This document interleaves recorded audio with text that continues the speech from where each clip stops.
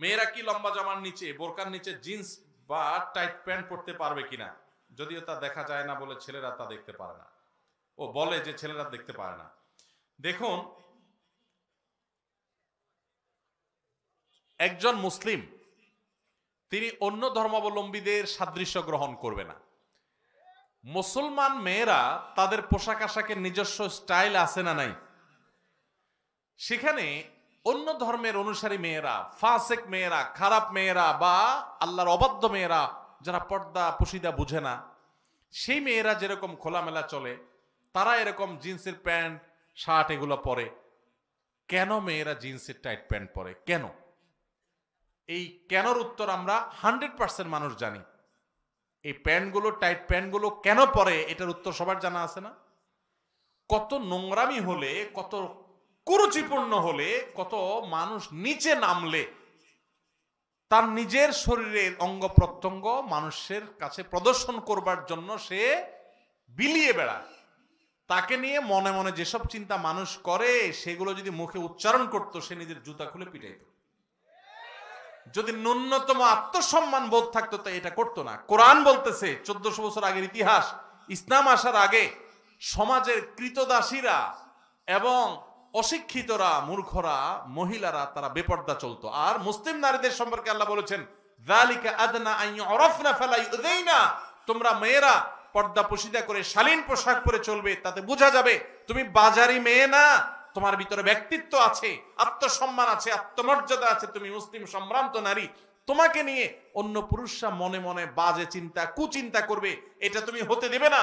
সেজন্য তোমার সম্ভ্রম তুমি হেফাজত করবে। আর যে সমস্ত মেয়েরা নিজেদেরকে এভাবে উপস্থাপন করে, তারা নিজেদেরকে অন্যদের সামনে অপমানিত করে, নির্লজ্জের মতো নিজেকে নিয়ে বাজে নোংরা কল্পনা মনে মনে জেনা করার সুযোগ করে দেয়। এটা সবাই বুঝে, কিন্তু তার বিবেকটা সেভাবে কাজ করে না। ইসলামের চাইতে পবিত্রতম জীবন ব্যবস্থার জন্য কোথাও নেই।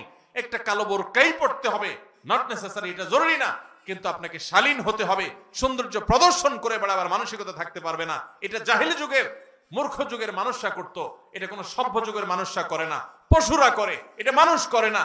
অনেক সমাজে দেখবেন, অমুসলিম প্রধান সমাজে দেখবেন, ফাসেক সমাজে দেখবেন যে সেখানে মেয়েরা শীতের দিনে পর্যন্ত তারা দেখবেন যে হাফ প্যান্ট পরে ঘুরতেছে, পুরুষ কিন্তু ঠিকই ফুল প্যান্ট পরে ঘুরতেছে। তাহলে ঠান্ডা কি ওই বেচারির লাগে না? স্বাধীনতার নাম দিয়া তারে ভোগের পণ্যে পরিণত হওয়া করা এবং বাজে একটা জায়গায় নিয়ে আসা, এবং এই যে শীত গ্রীষ্মের কষ্ট তাদেরকে দেওয়া, এগুলো তাদেরকে ফ্যাশনের নাম দিয়ে করা হয়েছে। এটা শয়তানি চক্রান্তের অংশ। মনে রাখবেন, নারী পুরুষ, মুসলিম নারী পুরুষ তাদের পোশাকের ব্যাপারে খুব সিরিয়াস হবে। কোরআনে আল্লাহ তাআলা একই সূরায় 3 বার ইয়া বানি আদম বলে ডেকে ডেকে পোশাকের ব্যাপারে সাবধান করে বলেছেন, তোমাদের বাবা মা আদম হাওয়াকে, আদি পিতা মাতাকে জান্নাত থেকে এই পোশাক খসিয়ে তারপর বের করা হয়েছে। সো তোমরা সাবধান হবে, তোমাদের পোশাক নিয়ে কোনো ষড়যন্ত্র যেন করতে না পারে শয়তানের দোসররা। 3 বার বলেছেন এক সূরা, ইয়া বানি আদম, ইয়া বানি আদম, হে আদম সন্তান, তোমাদের বাপ্পার কথা মনে রাখো, তোমাদের বাপ আদমের সাথে কি করেছে, এই পোশাক খুলিয়ে ছেড়েছে, অতএব পোশাকের উপরে তোমরা সাবধান থাকো। আল্লাহ তাআলা আমাদেরকে বোঝার তৌফিক দান করো। আমার মুসলিম বোন, আপনারা হয়তো অনেকে মনে করেন, হুজুররা আমাদের বিরুদ্ধে এত কথা বলে কেন? আপনার বিরুদ্ধে না বোন, আপনাকে বাঁচাবার জন্য, আপনার সম্মান বৃদ্ধি করবার জন্য, আপনাকে নিয়ে নোংরামি বন্ধ করবার জন্য আলেমরা কথা বলে, কোরআন কথা বলে, এটা আপনার কল্যাণার্থে বলে। আল্লাহ আমাদের বন্ধুকে বোঝার তৌফিক দান করুন। তো এই ধরনের পোশাক মুসলমানদের জন্য পরা জায়েজ না। এখন কথা হলো, বোরকার ভিতরে পড়লে তো আর কেউ দেখে না, সমস্যা আছে কিনা? উত্তর হলো, যদি এই পোশাকটা মুসলিম বা ভালো কোনো নারীরা পরে না, বাজে মেয়েরাই পরে, তাহলে এটা পরাই উচিত না, বোরকার ভিতরে অনেক বাইরেও। কারণ তাদের সাথে সাদৃশ্য গ্রহণ করা উচিত না, তাদের কালচার এটা নিজের মধ্যে লাগানো উচিত না। আর যদি সেরকম না হয়, তাহলে সেক্ষেত্রে বোরকার ভিতরে পড়লে অসুবিধা নাই।